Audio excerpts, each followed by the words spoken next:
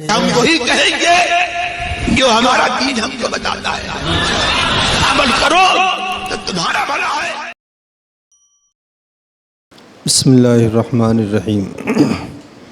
درود پاک پڑھ لیں۔ اللہم صلی علی سیدنا شفیعنا نبینا مولانا محمد مبارک وسلم، صلاۃ و سلام علیک سیدی یا رسول اللہ صلی اللہ تعالی علیہ وسلم۔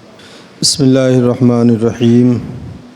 وقاتلوا فی سبیل اللہ الذین یقاتلونکم ولا تعتدوا ان اللہ لا يحب المعتدین وَاقْتُلُوهُمْ حَيْثُ ثَقِفْتُمُوهُمْ وَأَخْرِجُوهُمْ مِنْ حَيْثُ أَخْرَجُوكُمْ وَالْفِتْنَةُ أَشَدُّ مِنَ الْقَتْلِ وَلَا تُقَاتِلُوهُمْ عِنْدَ الْمَسْجِدِ الْحَرَامِ حَتَّى يُقَاتِلُوكُمْ فِيهِ فَإِنْ قَاتَلُوكُمْ فَاقْتُلُوهُمْ كَذَلِكَ جَزَاءُ الْكَافِرِينَ فَإِنِ انْتَهَوْا فَإِنَّ اللَّهَ غَفُورٌ رَحِيمٌ۔ اور اللہ کی راہ میں لڑو ان سے جو تم سے لڑتے ہیں، ولا تعتدوا اور حد سے آگے نہ بڑھو،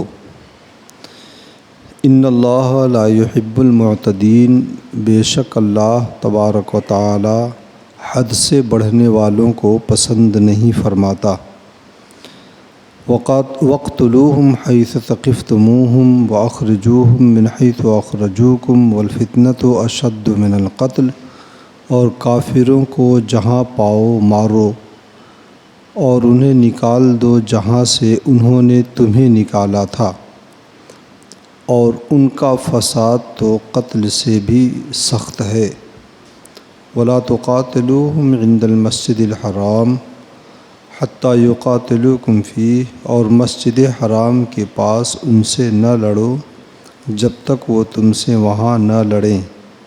فَإِنْ قَاتَلُوكُمْ فَاقْتُلُوهُمْ كَذَلِكَ جَزَاءُ الْكَافِرِينَ اور اگر تم سے لڑیں تو انہیں قتل کرو، کافروں کی یہی سزا ہے۔ فَإِنِ انْتَهَوْا فَإِنَّ اللَّهَ غَفُورٌ رَحِيمٌ پھر اگر وہ باز رہیں تو بے شک اللہ تبارک و تعالی بخشنے والا مہربان ہے۔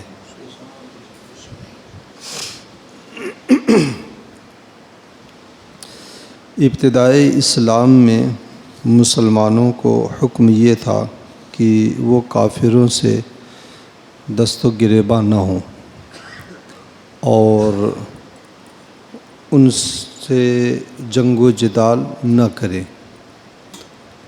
اور صبر کا حکم تھا کہ ان کی جانب سے آنے والی مصائب و آلام پر صبر کریں۔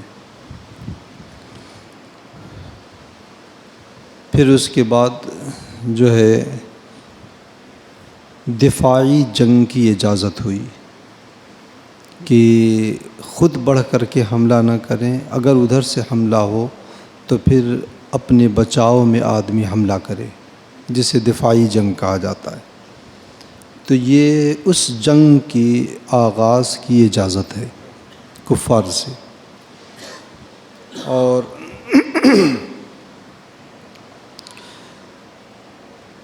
دوسری ایک روایت یہ ہے کہ حضور صلی اللہ علیہ وسلم سن 6 ہجری میں عمرہ کے ارادے سے آپ مدینہ طیبہ سے مکہ مکرمہ گئے۔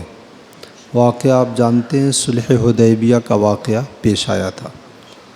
مقام حدیبیہ میں آپ تھے اور وہیں پر جو ہے 4 شرطوں پر صلح حدیبیہ اللہ کے رسول صلی اللہ علیہ وسلم نے فرمائی تھی۔ اس میں سے ایک شرط یہ تھی کہ سال وہ عمرہ نہیں کریں گے، وہ واپس جائیں گے، آئندہ سال وہ آئیں گے، اور صرف 2 یا 3 ہتھیار کی قید لگائی تھی کہ یہ ہتھیار، اس سے زیادہ ہتھیار نہیں، یا صرف تلوار، شاید صرف تلوار لے کر کے آئیں گے اور اس سے زیادہ کوئی ہتھیار نہیں لے سکتے آ سکتے، اور 3 دن وہ مکے میں قیام کریں گے اور اپنا عمرہ ادا کر کے چلے جائیں گے۔ تو یہ تو صلح ہو گئی، اور باقی جو شرطیں تھیں وہ تھیں، لیکن ایک مسئلہ یہ سامنے تھا کہ کفار بدعہدی میں ہمیشہ آگے رہتے ہیں، تو ان کی جانب سے وعدہ خلافی اور بدعہدی جو تھی وہ ممکن تھی۔ تو یہ ایک دغدغہ تھا، ایک شبہہ تھا مسلمانوں کے دلوں میں کہ انہوں نے یہ شرط لگائی ہے، اگر ہم شرط کی خلاف ورزی کریں گے تو ظاہر سی بات ہے وہ مکے میں داخل ہونے سے روک دیں گے، اور اگر ہم انہی کی شرطوں پر جاتے ہیں تو کہیں ایسا نہ ہو کہ بے وفائی کر جائیں اور آمادہ جنگ ہو جائیں، تو ہمارے پاس تو صرف یہی ایک ہتھیار رہے گا۔ تو اور پھر دوسرا اس سے بڑا مسئلہ یہ سامنے تھا کہ پھر حدود حرم میں ہم رہیں گے۔ مکہ مکرمہ سے چاروں جانب 3 میل تقریباً کا فاصلہ ایسا ہے جو حرم میں آتا ہے، اور وہاں پہ جنگ و جدال، قتل و قتال، کسی جاندار کو مارنا، کسی خودرو پودے کو اکھاڑنا، یہ سب منع ہے۔ تو وہ سوچ رہے تھے کہ ہم حدود حرم میں رہیں گے تو پھر حدود حرم میں ان سے جنگ کیسے کریں گے۔ تو یہ جو ہے آیت کریمہ اللہ تبارک و تعالیٰ نے مسلمانوں کی تسلی کے لیے اتاری تھی۔ اور ایک بات ذہن میں یہ بھی رہے کہ اس آیت کریمہ کے ایک ٹکڑے کو لے کر کے ہمارے ہندوستان میں کفار جو ہیں وہ بہت واویلا مچاتے ہیں۔ وہ ہے کہ وقتلوہم حیث ثقفتموہم، جہاں پاؤ انہیں مارو۔ تو وہ اس سے جو ہے کہتے ہیں کہ قرآن حکم دیتا ہے کافر کو جہاں پاؤ وہاں مارو۔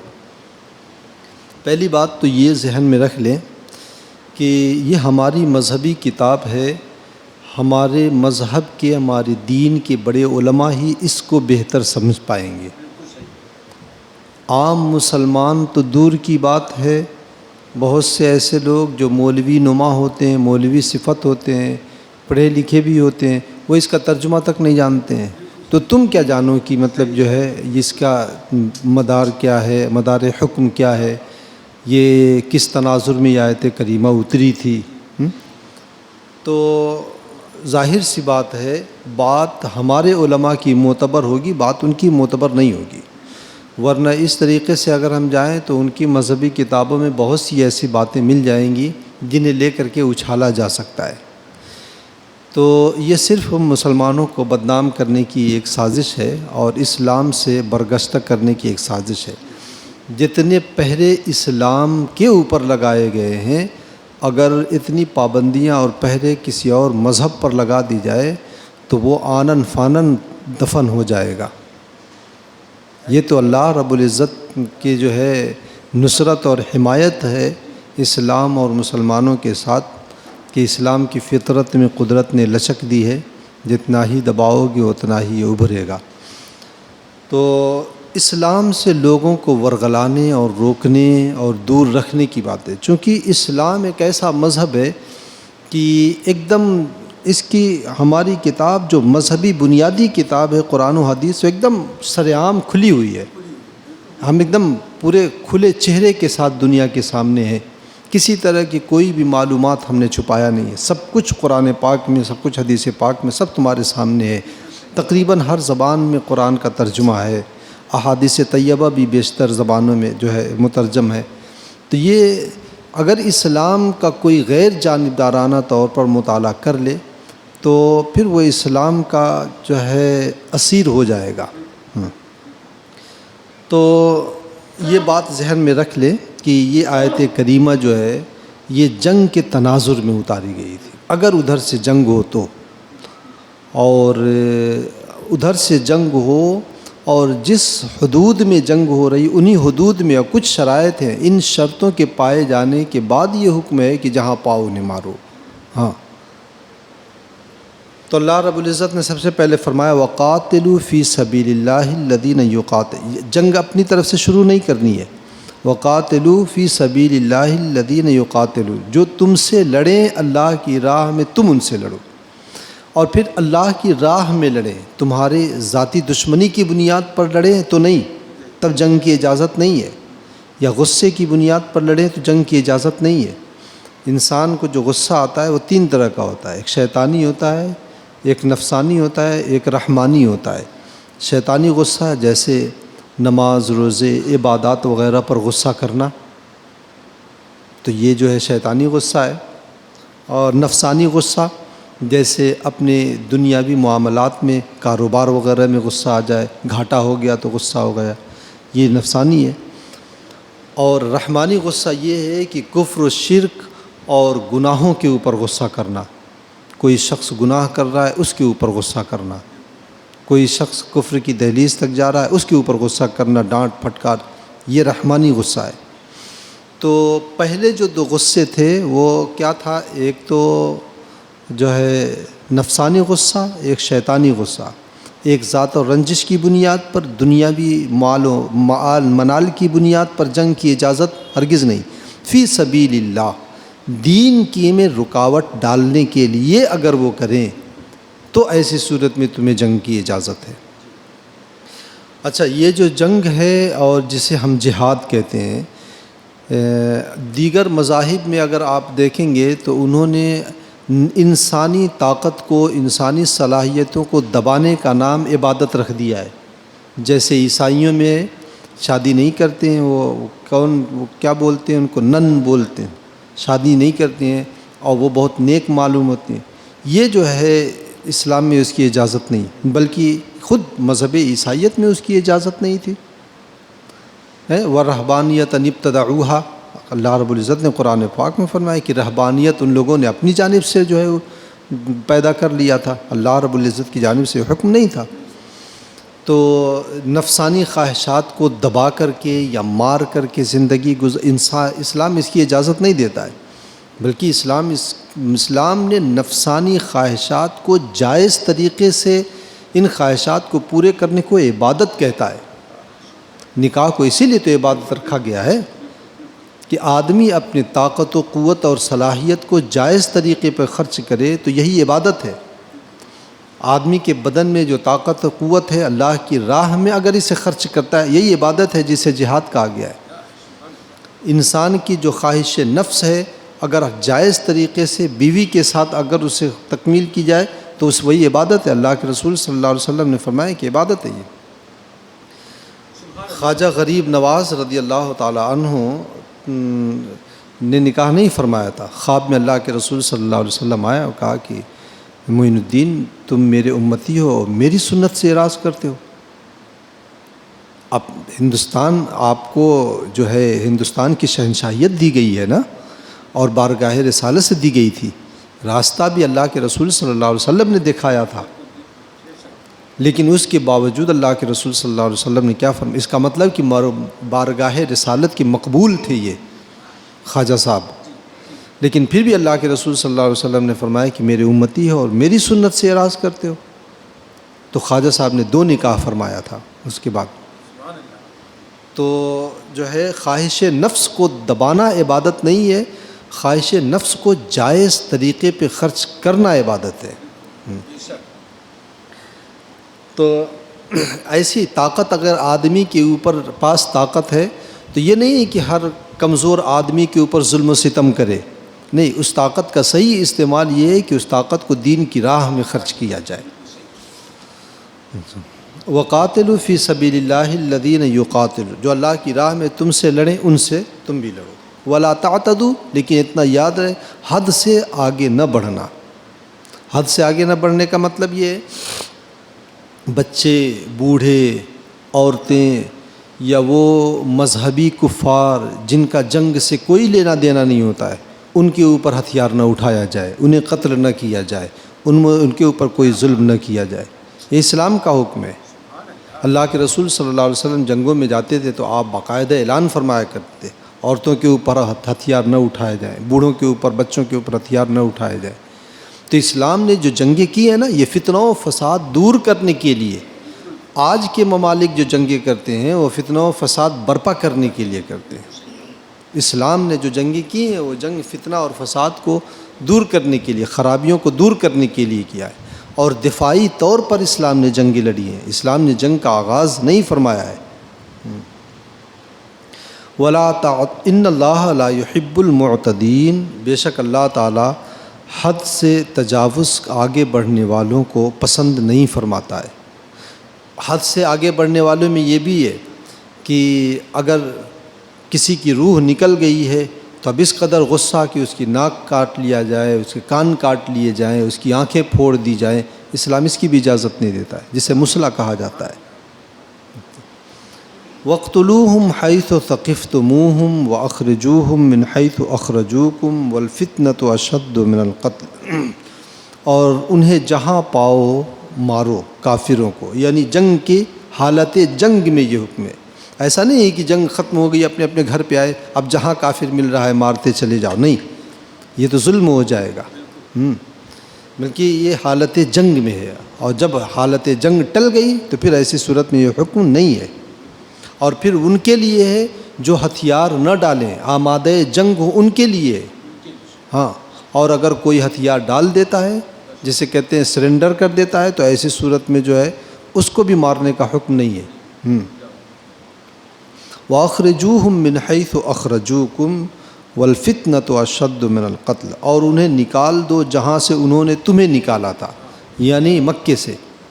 یہ اس بات کی طرف اشارہ تھا کہ عنقریب مسلمان جو ہے مکہ فتح کر لیں گے اور مکہ جو ہے اسلام کی جھولی میں ڈال دیا جائے گا، ایک یہ اشارہ تھا۔ دوسرا یہ اشارہ تھا کہ مکہ جو ہے کافروں سے پاک کر دیا جائے گا، یہ ایک طرف سے ایک غیبی خبر تھی اشارتاً مسلمانوں کو۔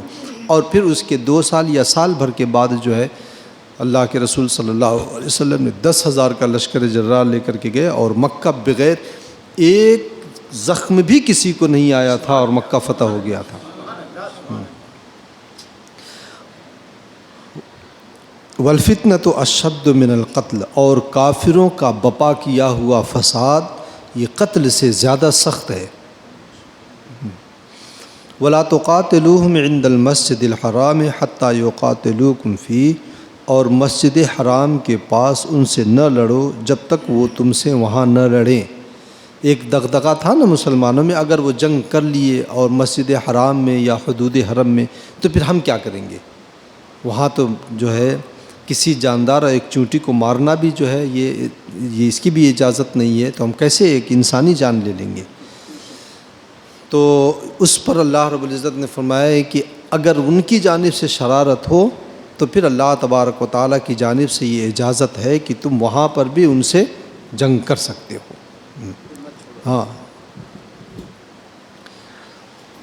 تو ان سے مسجد حرام کے پاس جنگ نہ کرو اس وقت تک جب تک کہ وہ تم سے مسجد حرام میں جنگ نہ کریں۔ فَإِن قَاتَلُوكُمْ، اگر وہ تم سے لڑیں، فَاقْتُلُوهُمْ، تو پھر انہیں مارو۔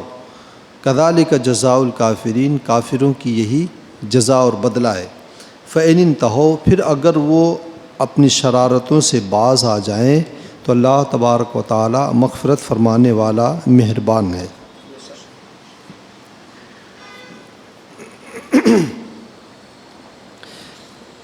ایک بات ذہن میں رکھیں کہ جہاد جو ہے کچھ ایسے احکام اسلام ہیں کہ جن کے لیے ایسی شرطیں ہیں کہ جب تک وہ، بلکہ اکثر کے لیے کچھ شرائط ہوتی ہیں، ان شرائط جب وہ شرائط پائے جائیں گے تبھی وہ حکم نافذ ہوگا۔ مثال کے طور پر نماز ہونے کے لیے شرط یہ ہے کہ آدمی پاک ہو، باوضو ہو، قبلہ کی طرف اس کا چہرہ ہو، وقت ہو گیا ہو۔ تو اگر ان میں سے کوئی ایک شرط نہیں پائی گئی تو نماز نہیں ہوگی، نماز ہوگی ہی نہیں۔ آدمی بالغ ہے، پاک ہے، باوضو ہے، وقت بھی ہو گیا ہے، لیکن پچھم کے بجائے، قبلہ کی طرف کے بجائے الٹی طرف چہرہ کر کے نماز پڑھ رہا ہے، نماز نہیں ہوگی۔ ظہر کی نماز صبح 10 ہی بجے پڑھ رہا ہے، نماز نہیں ہوگی۔ تو شرائط جب تک نہیں پائی جائیں گی وہ چیز نہیں پائی جائے گی۔ شرط اسے کہتے ہیں جس کے اوپر وہ چیز موقوف ہو، جیسے یہ چیز رکی ہوئی ہے، یعنی جس چیز کے اوپر اسے یہ شرط ہے، اس کی بلندی کے لیے بغیر ہاتھ میں اٹھائے ہوئے، بغیر کسی کے سہارے، اس کی بلندی کی شرط یہ چیز ہے، اس کے اوپر یہ چیز ٹکی ہوئی ہے۔ اگر اسے ہٹا دیا جائے تو یہ کتاب اتنی بلندی پر نہیں رکی رہے گی۔ جیسے یہ چھت ہے، اور اس چھت کے ارد گرد کی دیواریں ہٹا دی جائے تو یہ چھت برقرار نہیں رہے گی۔ تو یہ چیزیں جو ہے اسی طریقے سے نماز کے لیے کچھ شرطیں ہیں، اسی طریقے سے جہاد کے لیے بھی کچھ شرطیں ہیں۔ اگر وہ شرطیں نہیں پائی جائیں گی تو پھر ایسی صورت میں جہاد کا حکم نہیں ہوگا۔ اس میں بنیادی شرط یہ ہے کہ حاکم اسلام کی جانب سے یہ جو ہے جہاد کا اعلان کیا جائے، حاکم اسلام کی جانب سے جہاد کا اعلان کیا جائے۔ اور حاکم اسلام یہ نہیں کہ کوئی بھی جو ہے جبہ صافہ پہن لے اور یوٹیوب پہ آ کر کے وہ جو ہے اعلان جنگ کر دے اور جہاد کا اعلان کر دے، نہیں۔ دین کو اگر سمجھنا ہے تو ہمارے علماء کے پاس جائیں، یوٹیوب سے یا گوگل سے جو ہے آپ دین سیکھیں گے تو گوگلی مسلمان رہیں گے۔ ہاں، دین کو سمجھنا ہے تو ہمارے جو بڑے مستند بزرگ علماء ہیں، ہمارے اسلاف ہیں، ان کے پاس آدمی جائے اور ان سے سمجھے کہ دین کیا چیز ہوتا ہے، پھر اس کے بعد ہمارے دین کی باتوں کے اوپر اعتراض کرو تو سمجھ میں آئے۔ ہاں، تو اس میں بنیادی شرط یہ ہے کہ حاکم اسلام کی جانب سے اعلان ہو، اور حاکم اسلام ہندوستان میں ہے نہیں کوئی۔ اس کی کوئی صورت، کچھ صورتیں ایسی ہوتی ہیں لیکن وہ صورت بھی نہیں پائی جا رہی ہے۔ تو یہ چیز بھی ذہن میں رکھیں، جو یہ جہاد اور جہاد کی اب تو ہندوستانی ماحول میں نہ جانے کتنی قسمیں نکال دی گئی ہیں۔ لفظ جہاد ہے تو پتہ نہیں کون جہاد ہے، تو یہ ہے یہ زمین جہاد ہے، اور نہ جانے کتنے اس کی اقسام نکال کر کے بیٹھے ہوئے ہیں یہ لوگ۔ تو یہ صرف جو ہے جو کمزور ایمان والے، جو دین سے دور طبقہ ہے، خاص طور سے جو کالجوں میں پڑھتا ہے، ان کو ورغلانے کے لیے، اسلام کی نفرت ان کے دل میں بٹھانے کے لیے ایسا کرتے ہیں۔ اس لیے ضرورت اس بات کی ہے کہ ہم اپنے دین سے قریب ہوں اور علماء سے اپنے دین کو ہم سمجھیں۔ تو اسی طریقے سے اس کے لیے یہ شرط ہے۔ اچھا، ایک فائدہ اس آیت کریمہ سے یہ کہ جن کافروں کو جنگ سے کوئی تعلق نہیں، ان کافروں کو قتل کرنا بھی منع ہے، جیسے بچے ہیں، بوڑھے ہیں، مذہبی کفار ہیں، عورتیں ہیں۔ اور حرم شریف میں قتال اور جنگ ناجائز ہے، لیکن اگر کوئی حملہ کرتا ہے تو اس کا دفاع کیا جا سکتا ہے۔ دوسری بات، مسجد حرام جو ہے، آپ نے اس کی فضیلت کے بارے میں سنا ہوگا کہ ایک نیکی 100 نیکیوں کے برابر ہے۔ تو اس کی وجہ علماء نے یہ بھی بیان کی ہے کہ چونکہ مسجد حرام خانہ کعبہ کو اپنے آغوش میں لیے ہوئے، بیچ میں خانہ کعبہ ہے نا، وہی قبلہ ہے نا، خانہ کعبہ کو اپنے آغوش میں لیے ہوئے، اس کی وجہ سے اس میں نمازوں کا ثواب اتنا ہے۔